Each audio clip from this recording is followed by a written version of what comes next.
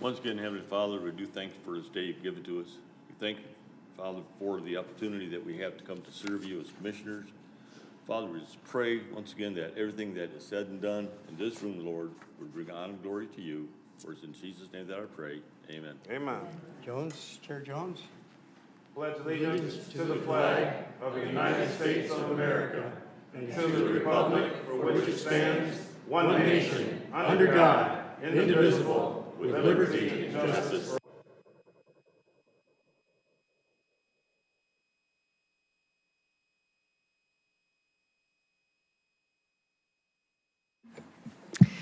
Commissioner Langley. Here. Commissioner Lawrence. Here. Commissioner Northrup. Here. Commissioner Grice. Here. Chair Jones. Here. Commissioner Marquetti. Here. Commissioner Barrera. And Commissioner Lee. Here. Are there any additions or deletions to the agenda? Yes, sir. Yep. I would like to remove under new business number 8. 8. I thought I turned that on. Because we've already decided on it. Okay, all right. Motion to remove number 8, appointing Rebecca Moore to Cass County Medical Care Facility. No motion needed. We just remove it. Okay. That's been removed. The agenda, as part of the agenda, and we'll vote on it. Yes. You were talking to him. Yeah. Under additions or deletions, you don't have to have a motion. No, just remove It's it. just removed. Yeah. Okay, all right. All right. Mr. Chair, Yes, sir. under new business so we've got number 9 will be 8. So number 9, I would like to add the Cass County Fair Board as a topic for discussion and give them an opportunity to come up and speak.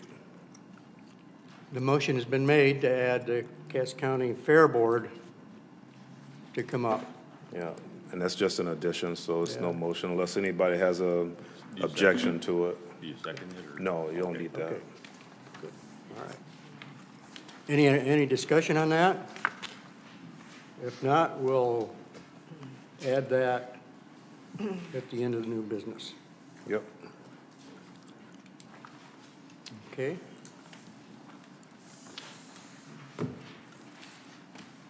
Approval of the agenda? Mr. Chairman, Yes, sir. I move to approve the agenda as amended. Support. The motion's been made to approve the agenda as amended. There's been support. Any discussion? All in favor, say aye. Aye. All opposed? Okay. Motion carries. All right, now we're at public comment on agenda items only, and it's a limit to 3 minutes per person. Do we have any public comments? The floor is open. No public comments? That would be on the Fair Board too, wouldn't it? No. It's part of the agenda? We've got them under number 9 now. Oh, yeah. New business. Okay, no public comments. Approval of minutes for December 19th, 2024, meeting minutes. Mr. Chair, I move we approve the minutes, previous minutes. Second. There's been a motion made to approve the minutes. Support on that. Any discussion? If not, all in favor say aye. Aye. All opposed, like sign. Financial report. Do we have a financial report tonight? Yep, it's just in the packet with all the discrepancies listed for anything that might look a little higher than normal where they should be at this point in the year. Okay.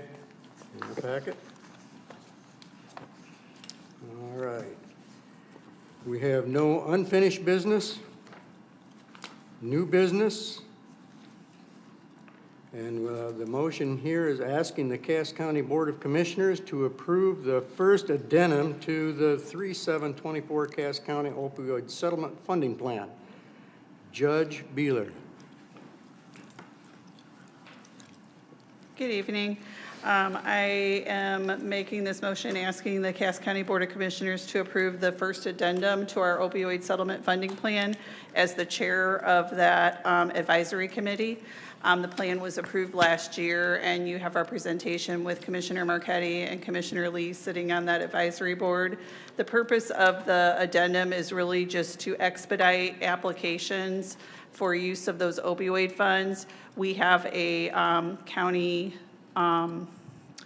policy that allows our administrator to be able to approve certain requests up to a certain dollar amount, and we would just like that policy applied to the opioid committee, because what we're seeing with our applications is, for example, you all approved Narcan boxes to be built and put together by Woodlands, and then they made a second request to do that, and then Joseph Gavin at Cass Medical Care Facility wanted a Narcan vending machine, and now another entity wants a Narcan vending machine.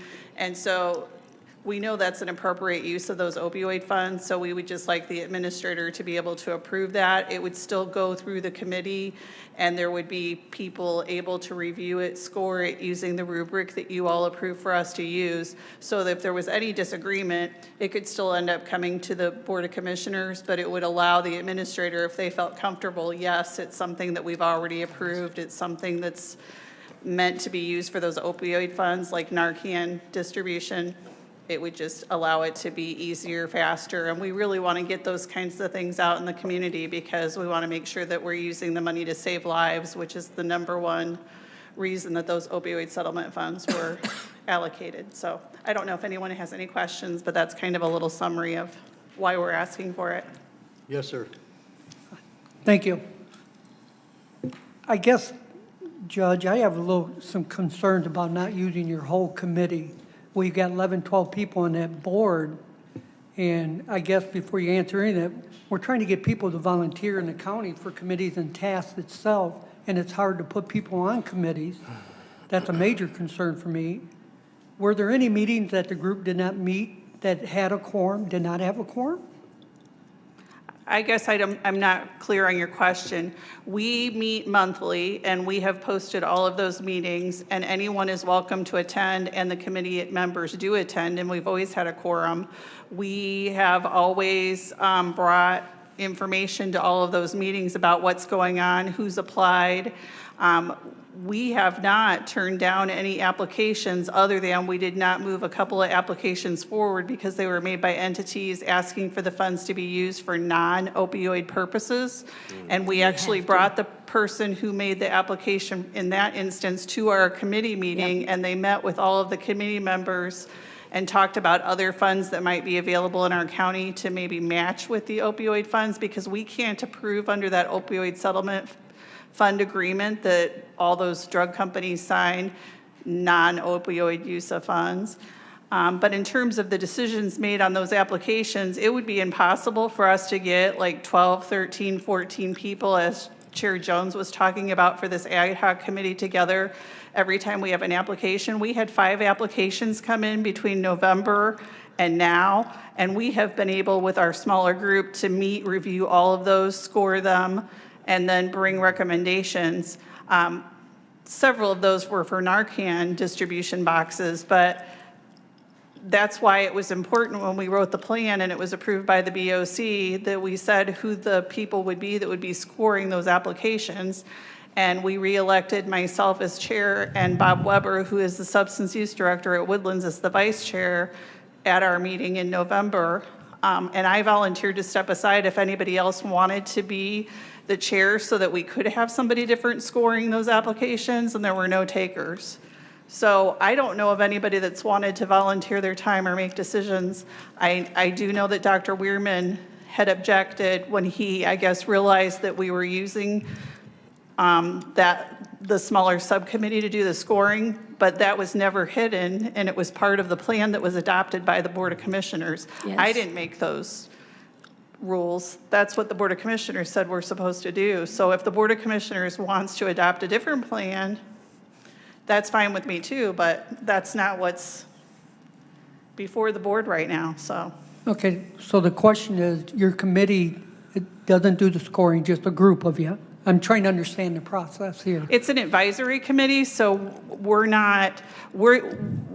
advisory committee to you all and to the county as to how these funds are spent, but that's why we're asking for this addendum, so the administrator could approve expenditures, because in a lot of counties, the administrator is approving the expenditures of the opioid funds.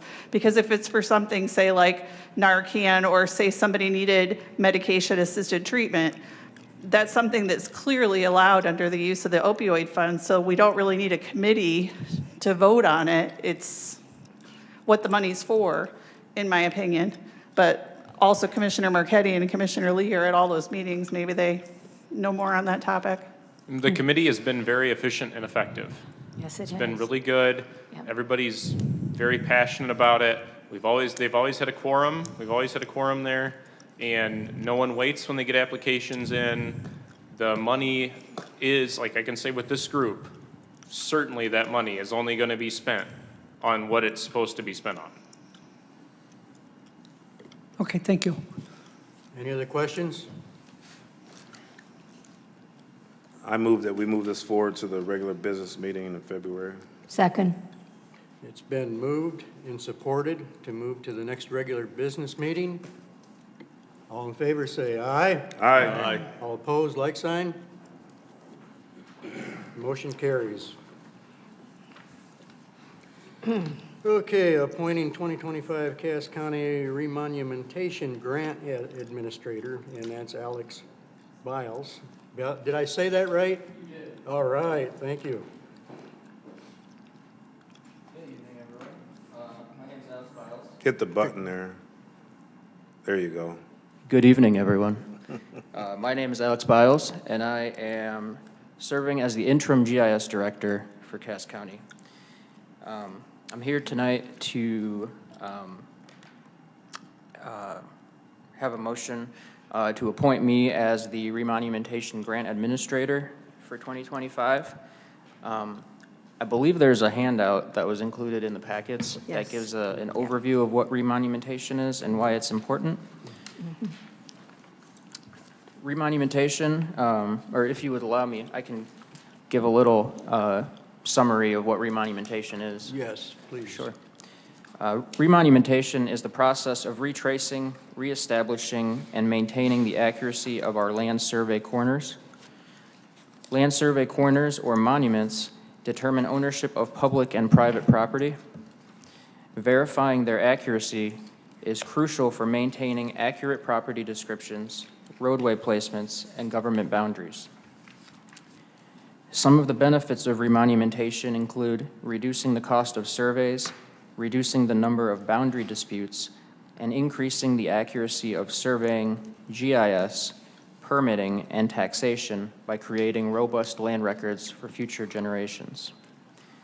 In 1990, the state of Michigan passed the State Survey and Remonumentation Act. A fund was created to pay for this effort by adding a $3 charge to each county recording fee. The money is then reallocated to each county annually through the state's remonumentation grant. There is no county match required for the grant and no additional costs to the county for this program. Cass County has received the remonumentation grant every year since 1995, and as of December 2022, 51.9% of the land survey corners have been completed.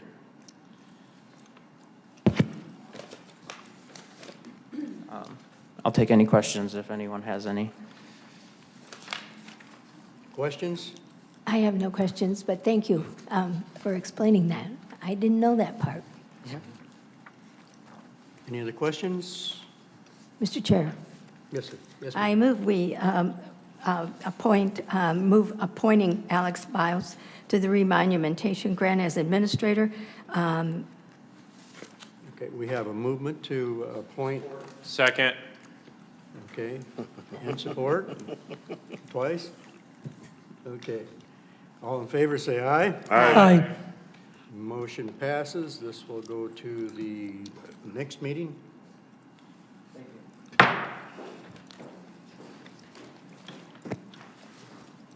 Carpel replacement for the Adult Case Tracking Act and on base.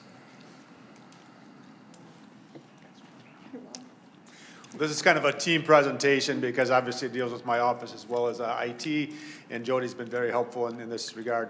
Basically, and I'll give you the 20-second summary, and I've got a 2-minute summary too if you want a little bit more detail. And maybe in doing that, Jody, I don't know if you can help me out a little bit and just pass it out to the commissioners. Sure, maybe get that. Let me grab one copy. This is in addition to the materials that have already been provided.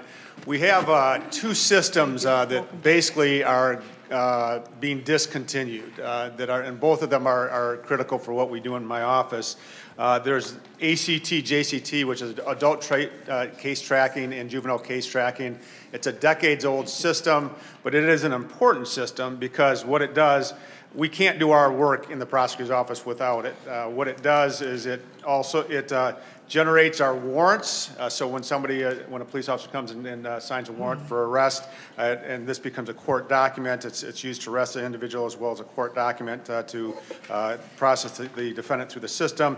The ACT, JCT system also provides victim notifications via text message and phone calls, and also very critically important, it populates our cumulative criminal history or lien system so that around the state, if people want to know if somebody's got if law enforcement wants to know when they stop a vehicle or when they arrest somebody, if they've got a prior criminal history, they rely on this system to do that. And if we don't have ACT or JCT, then that information doesn't go in the system, and people in law enforcement don't know what individuals have done.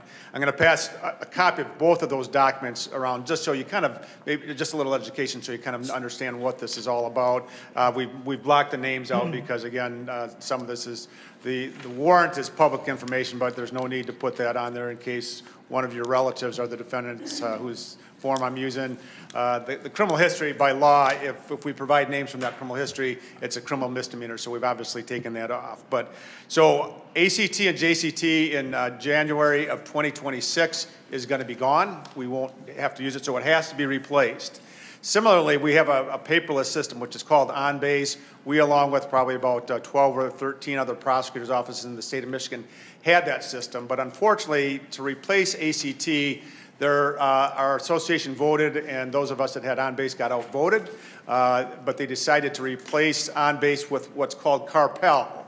And Carpel, it's a good system. It replaces both ACT as well as OnBase. But in essence, OnBase is going away in Michigan as well. 81 out of the 83 prosecutors' offices have already decided that they have no choice but to go to Carpel. The only one in the state, other than our office, and right now is Calhoun County. They've apparently got a large sum of money for some reason where they, to me, it's a little bit a head scratcher, but they've decided to stay with OnBase and try to make a conversion system. But Jody and I have discussed this at great length, and I think we're both in entire agreement that we really have no choice but to switch to Carpel. And Jody, I'll let you step in here if you indicate, is that basically? That's correct. Yes. So yeah, OnBase it's kind of a forced move that we have to move away from OnBase and go with the Carpel system, as Prosecutor Fitz mentioned. The big thing from my perspective, outside of the amount of time that it'll take for IT to do the conversion, which is significant in terms of a 6-month project, which we weren't anticipating at this point in time. But we really need to get this done and completed before the next billing cycle for OnBase, because it is a significant amount. So we want to make sure that the county isn't taking on that cost when we aren't going to be continuing to use that system. So that's a kind of a push with this, and when we want to sign the agreement and get this moving so that we can get on their calendar and make sure that we meet that deadline.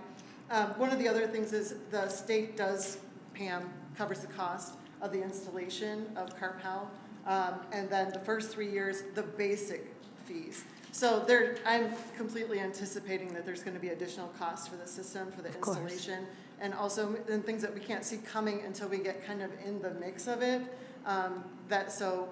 We wanted to make sure that you were aware of that those additional costs are probably going to be there, and probably upfront and during the project as well. So the sheet that you have in front of you, it indicates, as Jody mentioned, that Carpel covers the $92,000 for the installation fee, and then the first 3 years of the basic costs, as Jody indicated, are covered by Carpel. Then we have by the state of Michigan. Then after that, thank you, Jennifer. Then after that, we will have, the county will have a cost which will be at least $14,775. It will likely, as Jody said, be more because of the fact that we're a victim of our success in some degree, because with OnBase, we've had a lot of things that have been stored in OnBase. I think Jody indicated over 250,000 documents. And we can't get rid of those. We can't erase those. We need to keep those. So those will have to be converted into the Carpel system. And then on an annual basis, we'll have to be putting more documents in there. So it will likely be more. I don't think it's going to be a lot different than what the county is currently paying. But again, we won't fully know that until we start the conversion process, how much it's actually going to cost. So as I said, certainly open for questions. But again, it's, as Jody said, it is a forced move. We really don't have a choice. If we want to stay in business, we've got to do this. I have a question for Jen as the finance director hat. Does that come out of that budget, or does that come out of the general fund, or a separate budget? Where does that money come from? As long as the costs are under 20,000, they're going to need to go. What it looks like, this would be software subscriptions later on, and so that would come out of an IT software subscription line, kind of where OnBase is coming now. If we find out later on that there's large cost for converting, that might be over 20,000. You could probably do that from a public improvement. We just won't know till later on. But you are paying for OnBase right now for that licensing and such, and out so of the that IT would just fund, right? Yeah. Okay. So this would be in addition to all the funds that we've already spent the money on OnBase for this budget cycle, just so that you know, that money is already gone. So this would be in addition to that, so we'd have to take that on and obviously do an adjustment or something like that if it does come out of that subscription line item that we have. But that is, again, just in full transparency so that you know that that might be something that comes up along the way if that's the budget item it has to come out of. Got it. Mike, do you have a question? Yep. Victor and Jody, you guys did a lot of my homework for me with the cost. I had questions, but one of the things, how many licenses are we going to need here in the county for this program? 13. 13. Is that one for each computer desk or something? For each employee in the prosecutor's office, because we all utilize it as part of our daily tasks. Okay, and once our cost starts 3 years down the road here and stuff, what cost is per license? Do you guys know? It's going to stay relatively the same, but it goes up by 4%. They guarantee that it won't go above that 4% increase. So our annual cost, the 14, what you're predicting right now, that license is included in there? Correct. Okay. But we're anticipating that it's going to be more than that, more than 14,000 with some customizations and other things. But this is the base. This is what they've given us from the prosecutors, from PAM itself, from the state level. So we'll see where we end up once we get into it. But again, we don't really have a choice in moving this way. And I just found out when Victor was talking about Calhoun County just today, actually, that they actually have to make the move as well, and they're integrating Carpel with OnBase. Because there really is no way that you can get away from ACT and JCT. Like, it's a must-have program for the prosecutor's office. And a minor benefit I'll just mention is that most prosecutors' offices, as well as the law enforcement, because they engage with it as well when submitting their warrant requests and so forth, OnBase for, we've got an OnBase for the prosecutor's office, also OnBase for the court here in Cass County. For prosecutors' offices, OnBase has been an acceptable program. A lot of prosecutors' offices and police agencies are saying that Carpel is better. So, we'll find that out after we utilize it and so forth. But so there's a potential that it'll actually be an improved, even though the OnBase has been good for us. I have one more question. You said you have 13 computers that you need that license for. Is it absolutely imperative to have all 13 of those running at the same time? And will those 13 computers be used every day to justify the cost of $14,775? Like maybe we could scale it down and somebody could maybe share that mug, or are they going to be used all the time? This is used throughout the day, every day by all 13 of them? Yeah. And it's per user, so they could do it on multiple devices. It's a cloud-based system. Got it. That's the other thing, too. Yeah. Okay. Mike? Just follow up, a couple other questions. This company is going to convert our OnBase data, right? That's included in their cost at beginning? A certain amount of the data is converted and included, yes. That's part of this additional cost that might come up down the road, once we get into it and figure out exactly where we're at. Because there's a limited number of counties, there's only about 13 counties in the state that have OnBase right now. So Carpel, when they're doing the installation in other counties that they've already done, they're coming in with a blank slate. So we're unique in that we already have a system in place that we've been using for multiple years. So we don't know exactly what we're going to come across. And every county's in a different stage of using OnBase for the prosecutor's office. So that's the unknown. But I'm anticipating that there's going to be additional costs to do the conversion because we have specialty programs running and vault and integrations that have to be broken. Okay, just two more real quick questions, and I'm just curious to offset this. How long has the prosecutor's office been in OnBase since the start? 3 years? 3 years, yeah. 3 years. And what do we pay annually for that service for the prosecutor's office? Significant amount. I don't know exactly. I believe it's close to about $90,000. Annually for just the prosecutor's Just for office? the prosecutor's office. Wow. But that is not uncommon for software subscriptions. I can tell you, it seems like a really high number, right? But there are other programs that are used in the county that cost the same amount or similar to that. It's just it's the cost of doing business, right? But that's really not an unusual amount for a software subscription, especially for something as robust as what they're using and is necessary. Okay, thank you. You're welcome. Mr. Chairman, Yes. I have some questions. Number one of which is, you're going to laugh, Jody. What are the chances of this being hacked? Well, there's always a chance. Nothing is foolproof, as we know and hear in the news every day, right? This system is cloud-based. Carpel has stated in their contract that it is in a secure cloud environment that's government-based as well. So all the securities that could be put in place are put in place with the system that we're moving to. It is not on-premise, so we are not in control of that. Okay. So it's outside of our realm in terms of the data and where it's stored and our backups. Okay, but now I have a number of questions, sir. Second question, what's the timeline here? What are we looking at? They would start rolling it out sometime in April of this April. year, and then we would go online in October. Okay. Third question. According to what I read, we don't actually own the content. It is cloud-based, so that is, that's the same reality that all 83 prosecutors' offices in the state of Michigan are facing, yeah. Okay, so do we own anything? This is all, Well, ACT and JCT, and kind of what Victor had passed out, those documents Yes. that it's creating, right? Those are created through the state of Michigan. So they have some access, obviously, to that information and are storing it. I don't know the back end of the way that the state does their data management, but it's also stored in that location as well because they're feeding it. Okay. And it's going back and forth between the counties and the state of Michigan. And so there's another really secure and encrypted, it's a VPN that's created between the state and Carpel, through the Carpel system with the counties. So that's all in place as well. And they do multiple backups. But if we changed, like say in 10 years from now, we decide to go with a new system and we want to do an on-prem, we go back to OnBase or something like that, right? And we want it to be on-premise instead of in the cloud, we would be able to take that data back and convert it, and it's still our data. okay. Final question? Okay, now, did I hear you say the prosecutor's office will not be using, once you replace it with this Carpel, you will not be using OnBase? Correct. Okay. And again, we really have no choice on that because OnBase is simply not going to be available anymore.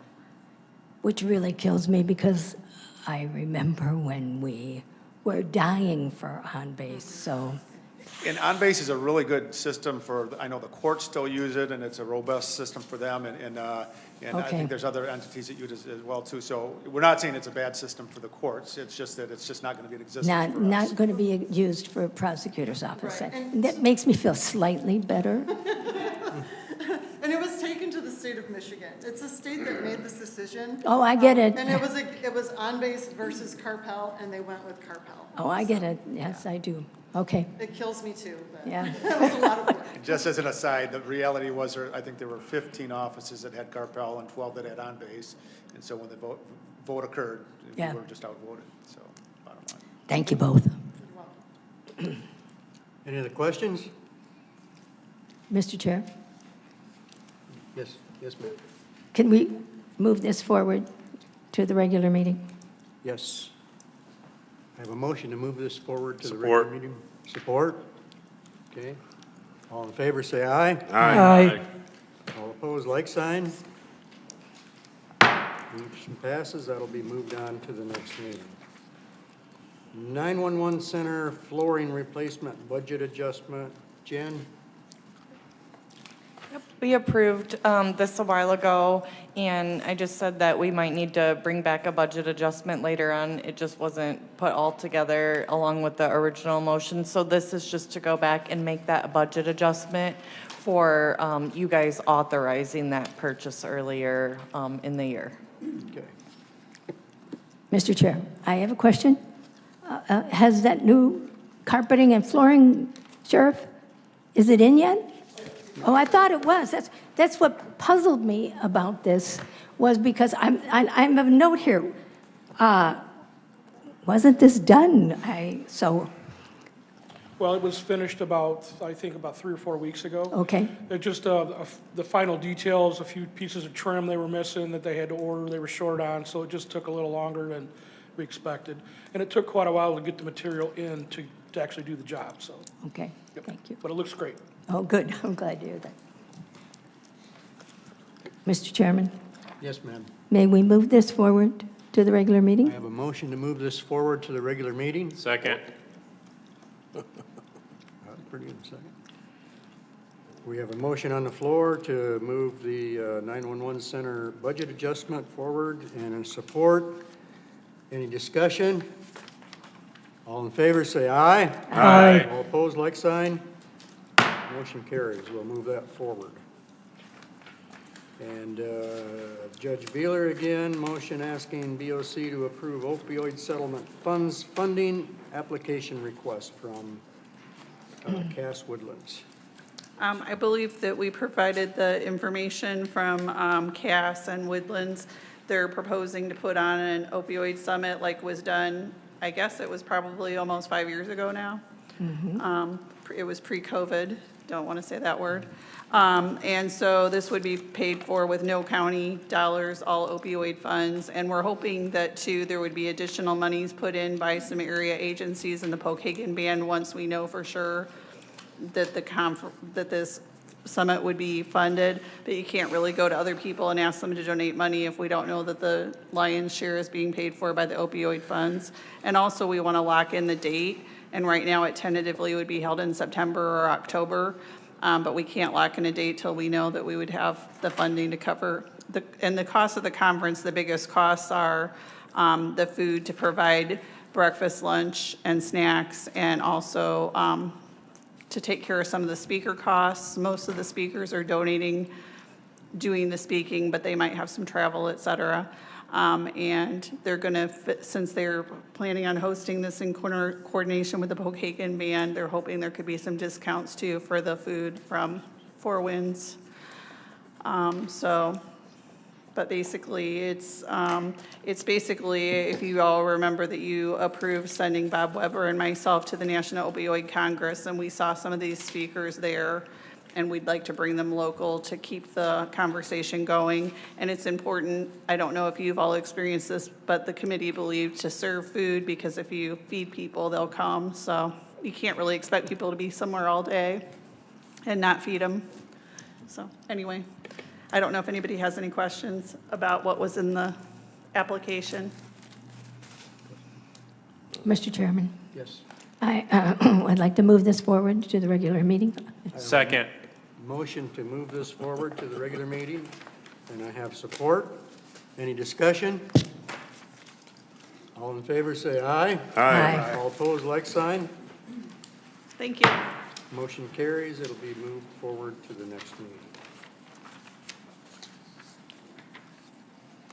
And this one here is for an approval of a quote from Cass Outdoor Power Equipment for the purchase of a new mower from the Capital Improvement Fund. Is Dave Reef here? No, he's not. I don't think he is. He was just hoping to get this on there. The lawnmower this would replace has been in service for 26 years, so it's definitely gotten its life out of it. And he was pleasantly surprised. He was thinking it was going to be about $30,000 to, you know, find a comparable replacement, and it came in right around 20. So he was pleasantly surprised with it and was hoping to move forward with it so we can get that by springtime. And we got it from a local provider, so. Yes, Yeah. Cass Outdoor Supply, Yeah, I believe. that's where I got my lawnmower. We moved this forward to the business meeting. Second. I have a motion to move this forward to the business meeting and a support. Any comments, suggestions, or quotes, or quips, or whatever? Nope, I'm good. If not, all in favor, say aye. Aye. All opposed, like sign. That moves forward to the next meeting. All right, and the sale of NARA, Sheriff? So this is kind of unique. Generally, when we have a canine retire, traditionally the county has sold the canine to the handler for $1. In this situation, the handler is retiring and the canine is still active. The unique situation with Nera was when we purchased her from FM Canine, an average cost is about $14,000 for that dog with the training. Because Dave is so versed in the canine field, we were able to buy Nera for $6,000 and avoid the extra from the training, and Dave trained Nera himself. So I spoke with Mike from FM Canine, who is the owner, and requested that, or asked him if we could retrain Nera with another handler, and he did not recommend that to us. So it's, I'm asking if we could approve Dave to purchase Nera for $1, and then we've already replaced Nera with Sitka, so we have another canine in place. Okay. Questions? Mr. Chairman, Yes. I move we move this request to the regular meeting, please. Support. Okay, I have a motion and support. Any comments? Questions? All in favor, say aye. Aye. All opposed, like sign. Motion carries. Number 9, the approval for purchase of challenge coins. Jeremiah. 2 years ago, everybody knows, as I was all over the news and on Channel 16, 28, and 22, I had bought 100 challenge coins. I numbered them 0 through 100. So those are all been passed out, and I think I have one left.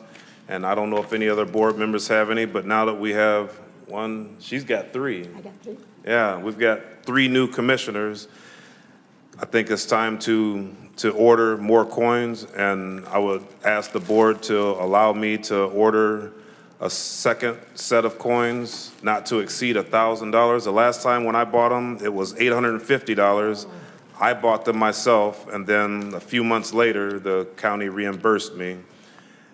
So I'm going to ask for the county to allow me, the board to allow me to order 10 more or 100 more to pass out to each commissioner. And my idea is to give each commissioner 10, just like we did before, so that's 80, and then give administration 10 for, just like I did last time, for departmental heads, elected officials, or something like that. And then the other 10 is just there, you know, for, In case we need it. they'll be numbered for District 1 through 8. Then there's 2 left over that we just give for whatever. So it's a system, and I don't know if anybody wants me to number them again, because when I did that, it was this historical significance because they were numbered, and those were the first in the history of this county. So if we number them again, instead of going 1 through 100, I think it should be 101 through 201, and then pass them out to each commissioner according to 201 would go to District 1, and 212 to 19 or 20 would go to District 2, and so on, if the board approves of that. And if the board doesn't approve of that, then I'll just buy them anyway, and I'll get back on the news. I'll buy them myself out of my pocket like I did last time. And y'all gonna have to answer to my wife. So I would move that you all allow me to purchase those coins starting probably Monday morning. I'll get on that. Support? We have a motion on the floor to have 100 coins made. Support. Any questions, comments? Just a real quick, is that 100 of them? Yes, sir. Okay. And I'll number them starting off where we left off from, it'll be 101 through 201. Okay, all in favor, say aye. Aye. All opposed, like sign. Thank you. My wife thanks you also. Motion carries. All right, now we're into public comment. Nope, you got number 9. Number 9. Fair board. I've got that Oh, that's also. right, that's right. You're good. We're good, all right. I've got that also. We have the fair board up for discussion, and we're gonna allow kind sir here. He's going to present, and then he's gonna let somebody else take over and do the speaking. Am I correct on that? You have the floor, sir. Come on up and push the button for the red light to come on.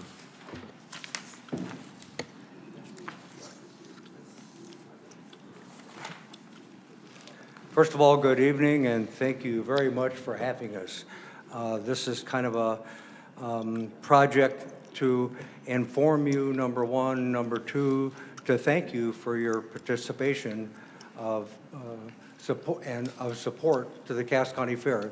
As most of you know, the Cass County Fair is a year-round facility and entity to bring services and buildings and resources to people of our county and to support the people around us. So it's a year-long project that we're all very much involved in.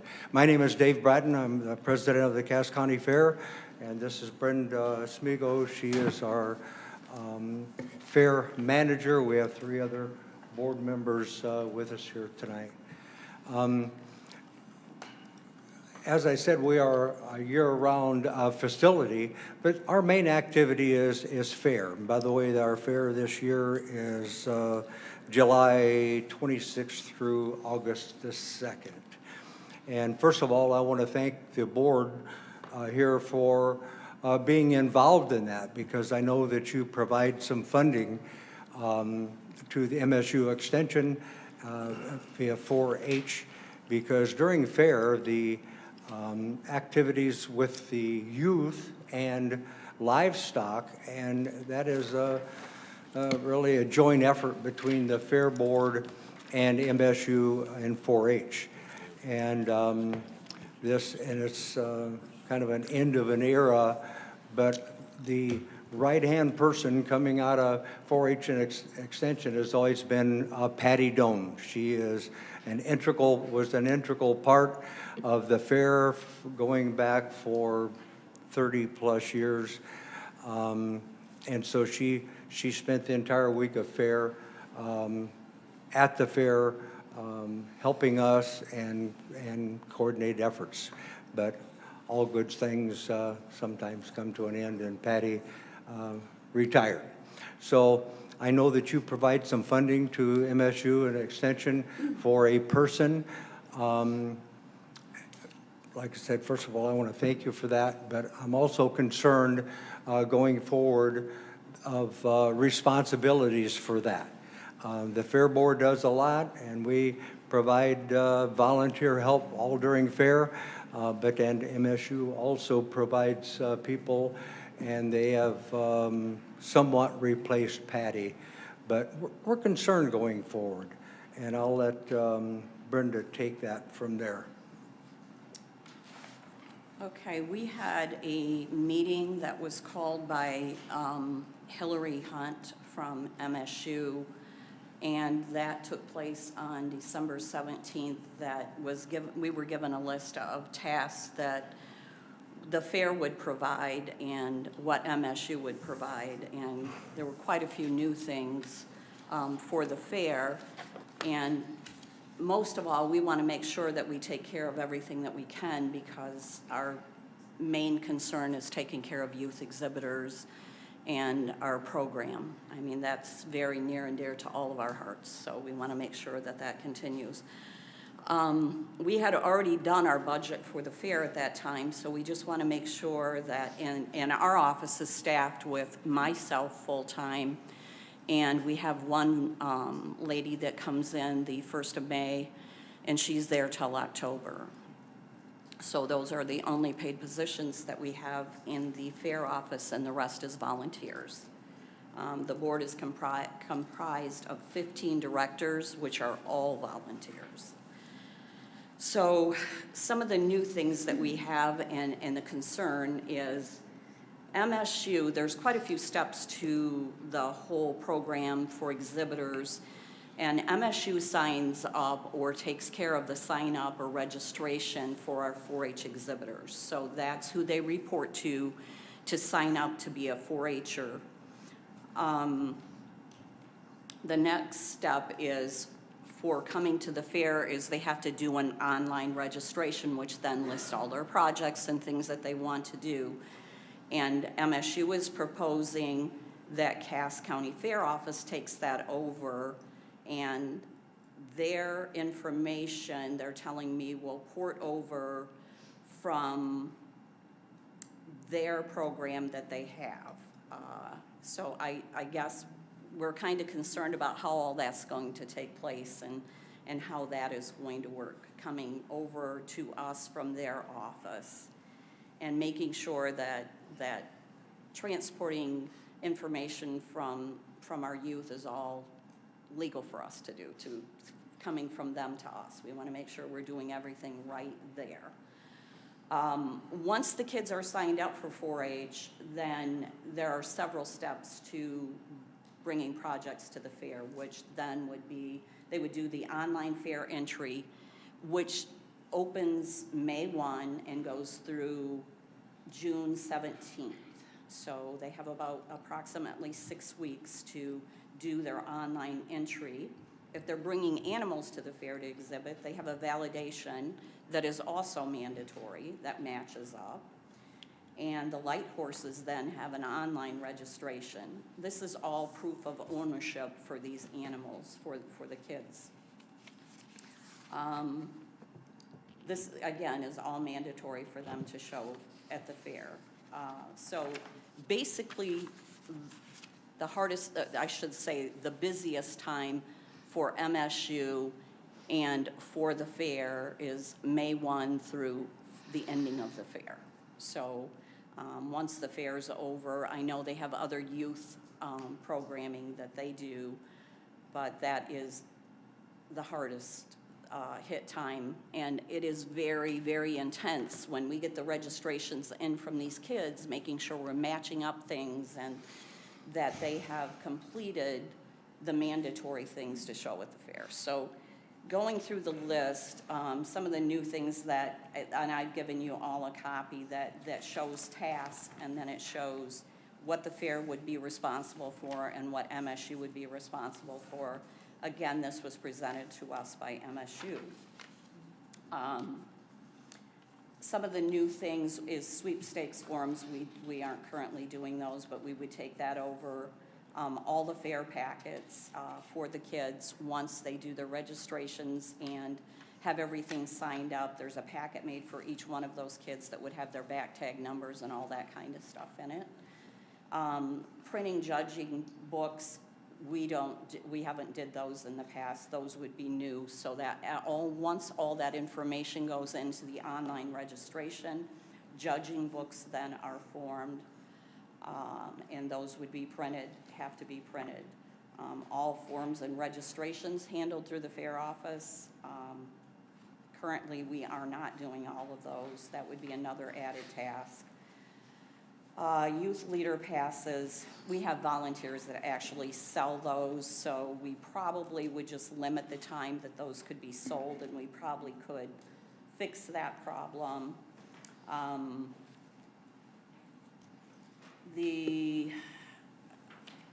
Most of that is the online registration, like I said, for 4-H. That's going to be a huge thing for us. And making sure that we have all that 4-H information from their office to our office, and probably looking at hiring somebody now to help us out on our end. And we're not opposed to getting whatever we need to do on our end, because again, these kids are near and dear to our hearts, so we want to make sure that they can come to the fair and have a good time and exhibit their projects. But I guess my concern is that every year that we can't take on more and more and more of this. So I don't know. I don't know what the resolution to it is. So you're saying that you all would like to hire somebody, and all of you all are volunteers except for maybe one person? We have one other lady that works from May 1 to October. Till and October. She's finished, yeah. Until she's finished. And you all would like to hire somebody additionally We're- to help out from May 1 until the end of the fair? Yes. Because that's the really, really business. It is. And there's a conflict between the MSU person is doing it, so you all need somebody in addition. Right, and I know they lost Patty, which Patty volunteered, a lot of time as well, and we do too. Like last year, Hillary was new on, and we had one of our directors that came in and just kind of helped her through that whole process, getting ready for the fair, and she wasn't accustomed to doing the programming we were using at that time. We were using a different program, Blue Ribbon, and we helped as much as we possibly could, and that's fine, but this opens another whole can of worms, because kids and families are calling for direction, and we do offer help. We'll do like a couple nights of help sessions for our exhibitors and their parents, to give them direction if they don't know how to do the online entry and things like that. But there's calls and things every day. So, we're not staffed for that. We're putting on a fair besides doing this, and we don't want this to go away. We want to make sure we're covered to take care of this. And this will entail new software purchase on our part to go into it. So not only new activities and new responsibilities, but learning new software also. And I know that I think I understand that MSU has replaced Patty with a half-time person. So we don't. And being a new person and a learning curve there, we don't know how much help we're going to get out of that. So we'll see. Could you introduce the board members? Yes. Daryl Kiesler is our vice president. Would you stand up? Stand up, please. Zelda Cloud is a fair board member and been an officer for many, many years. And Ben Walschmidt has been on the fair board forever. I think it dates back to Stone tablets, maybe? Yeah, not quite that far, but at least chuck wagon races. Right. That guy will outbail anybody in this room with hay or straw. He tried to kill me one day. So anyway, we just want to make sure that you're aware, number one. Number two, thank you for participating and contributing to help that is eventually going to help the fair. Questions? I have another question. You said for that help, do you all have would that be a part-time person just for the May to the end of the fair? Yes. And is there a budgeted amount or maybe a dollar amount? We're trying to figure out, like Dave has said, we're starting a new program called Fair Entry this year. The program we were using was going to be omitted this year, and then they reinstated it. They had a couple guys that bought it, but they weren't going to have real good tech support for us, so we decided if we were going to bail, it was a good time to do it and get a new program. So we're all going to be trained in some new programming as well. So once we get that, I think we can kind of see where we're at with all of And this. if you all could bring that price to us, then us as a board, we can make decisions based on dollar amounts. We can't make promises now, Sure. you know, because then that give you a blank check, and we can't do that. No, I understand. I understand. Mike, Couple quick questions. Hit your button, Mike. hit your mic button, Mike. A couple quick questions. How many board members do you guys have right now? 15. Okay, and the MSU part-time person, what did they actually do for you at the fair? They come in and we do, so all year long, I mean, we have things going on. And I mainly am doing grant writing and working with them and lining up entertainment. I work year-round. I'm the only employee that works year-round. She comes in and she assists then on May 1, the office opens. So, I mean, we have people starting to come in and buy things and make purchases. We're setting up for parade, trophy sponsorship, our sponsors that sponsor shows and things like that. She does things of that nature. Okay, and she'll stay there May 1st to, We do, in conjunction with the Village of Cass, we do Ghouls Festival in October, and once that's over, she's done. okay, thank you. Any other questions? Thank you. We might have one. Excuse me, I just have one quick question. So this part-time person that you need would be from May 1st through October? Yeah, the 1st of October, yes. Oh, May, okay, thank you. Thank you. Thank you. And we also have, ma'am, I don't want to put you on the spot, but Julie Piak, the MSU director, I didn't know if you wanted to also, okay, that way we can be fair.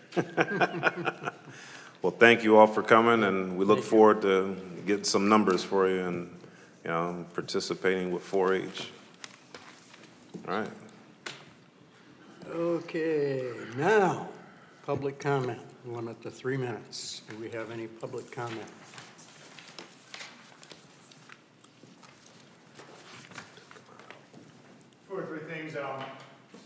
Two or three things. One, I won't go into any detail because I did send an email out on it, but again, Terry McCraner, a longtime employee of my office, did pass away here just last Wednesday. And again, there's details in the email. Again, just a wonderful employee and you know, a sad thing to happen, but you know, that those things occur. So, but on a couple other matters too, and again too, I'll just go back again, just definitely I'd encourage you to look at the email. There's a wonderful obituary that the family put out there and so forth. Just tells a little bit about her life and so forth. But also on unrelated matter, what a difference a month makes. About this time last year, in December last year, but December of last month, our legislature in Michigan was hot and heavy, in lame duck, trying to change a lot of things in a negative fashion when it comes to law enforcement, prosecution, police, and so forth, including trying to do away with truth in sentencing, also trying to establish something called second look, where any criminal that was convicted of an offense,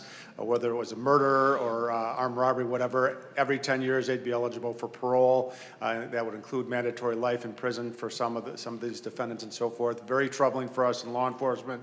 Also, they were trying to implement, similar to Illinois and New York, no cash bail, so that most criminals would not have to post bail, including some extremely violent criminals for their offenses. Fortunately, there were some procedural things that happened that caused some of those things that probably had the votes not to get to a vote, and so that stopped on January 1st. Yesterday, our new Speaker of the House, Matt Hall, held a press conference, and he said some very heartening things. The first thing was he said, when it comes to truth in sentencing and efforts to change that, he said, it's dead on arrival. We will not consider it over the next 2 years. He also said, and this was extremely heartening to victims of crime who want to know, when our prison, 78% of the people in prison are there for crimes of violence, and our victims want to know how long they're going to be in there. They don't want to be surprised to see them at the supermarket, at the street when they get out, 2 years before their expected early out date. Secondly, he said, when it comes to second look crime, also dead on arrival. Finally, he said that when it comes to cash bail reform in Michigan, that's dead on arrival in the House of Representatives. So if it doesn't pass out of the House of Representatives, it won't happen. So again, for those who I think prioritize, and he said our priority is going to be not career criminals, but victims of crime and law enforcement. So again, good things. Last thing I'll mention, again, totally unrelated. If you want some really good chili this Sunday morning at 10:30 a.m.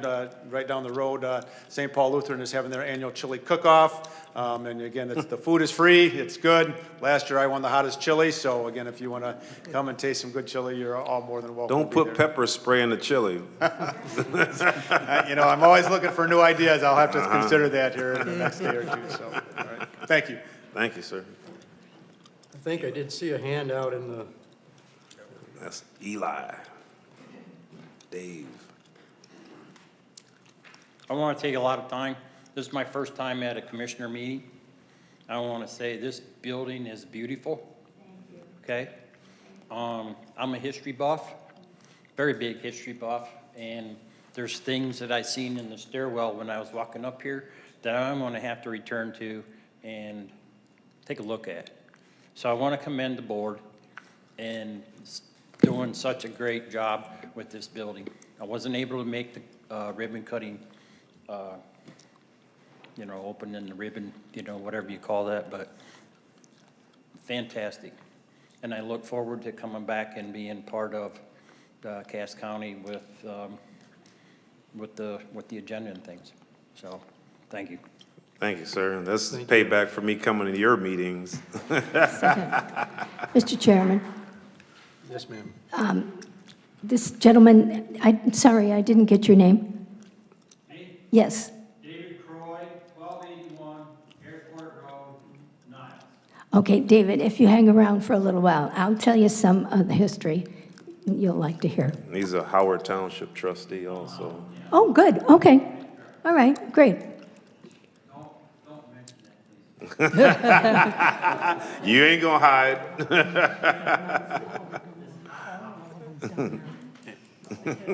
Any other public comments?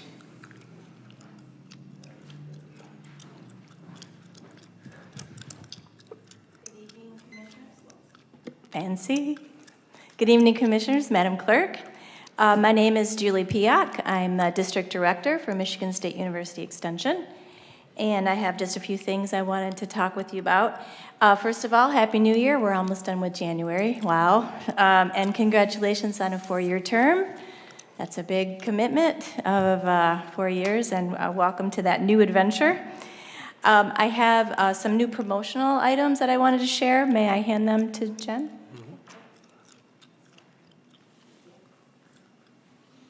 Just a simple at-a-glance piece for some of the new commissioners and some of the ones that have been here a while. It's a nice refresher of MSU Extension as our bigger organization. I wanted to share those with you.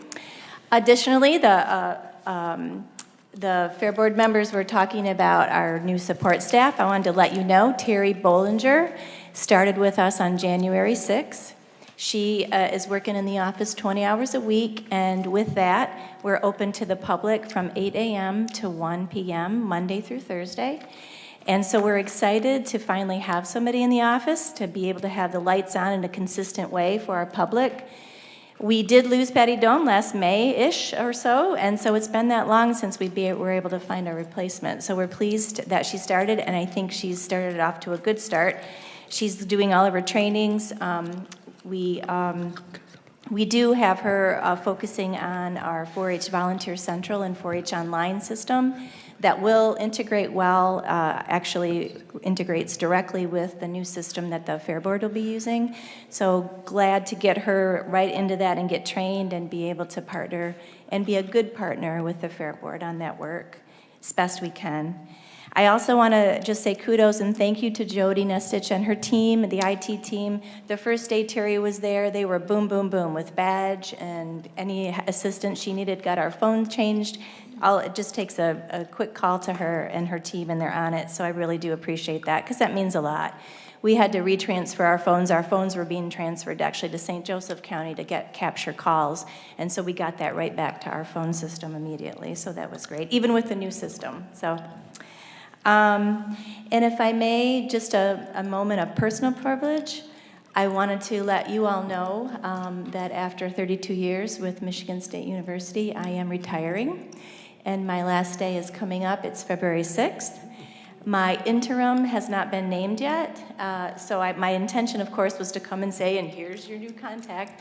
That person hasn't been named, but I will make sure that our Jennifer and others know who the contact is when I do finally step down. And then the posting for my permanent position will come out Monday. And so making sure that all Cass County residents and folks know that through our media releases. If you know of anyone who's looking for a career with MSU and an administrative position, likes to travel 7 counties on stormy nights like tonight to see commissioners, or but can think big but handle micro situations, it's a great opportunity and a good career. So I just want to say thank you, and it's been wonderful working with all of you, and I wish you the best. Thank you, ma'am. Thank you. Thank you. Wish you the best as well. Yes. Good, yeah, have a good retirement. Any other public comments? Hearing none, seeing none, we'll close public comments. We have no closed session. Board member comments or announcements? I have one. Okay.